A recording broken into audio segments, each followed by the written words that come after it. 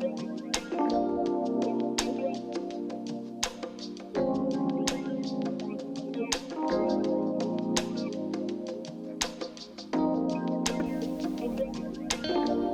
el 2008, la ES Hospital Manuel Uribe Ángel de Envigado, Antioquia,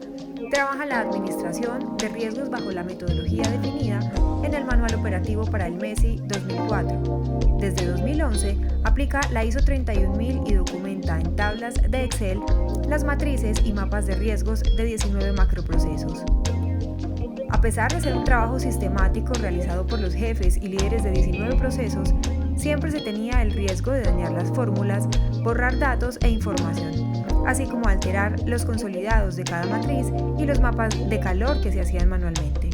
Hechos que generaban temor y desinterés por los jefes de procesos para documentar oportunamente la gestión de sus riesgos en cada vigencia y retrasaba además la socialización de los mismos al resto del personal, lo que hacía poco eficiente su gestión.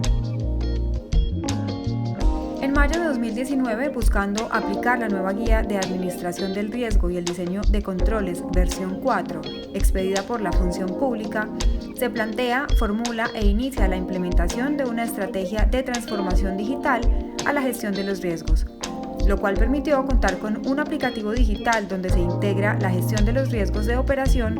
corrupción, lavado de activos y financiación del terrorismo, los de seguridad y salud en el trabajo, seguridad digital y los de seguridad del paciente, plasmando en la matriz de riesgos de cada proceso el resultado de su valoración y análisis de forma oportuna, con datos confiables y de fácil acceso a todo el personal para ser consultada en tiempo real a través de la actualización automática de la intranet,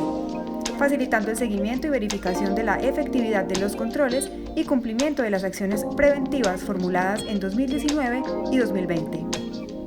Hola, soy Luisa Fernanda Gómez, soy la jefe de la Oficina de Mercado y Ventas. Soy relativamente nueva en este proceso. En el 2018 comenzamos a trabajar todo lo que era matriz de riesgos y lo hacíamos en Excel, lo cual era un poco difícil y pesado porque se manejaban muchas fórmulas, mucha información, no se podía tener la información en línea. Se tenía que hacer después la retroalimentación con el personal y no permitía generar informes adecuados.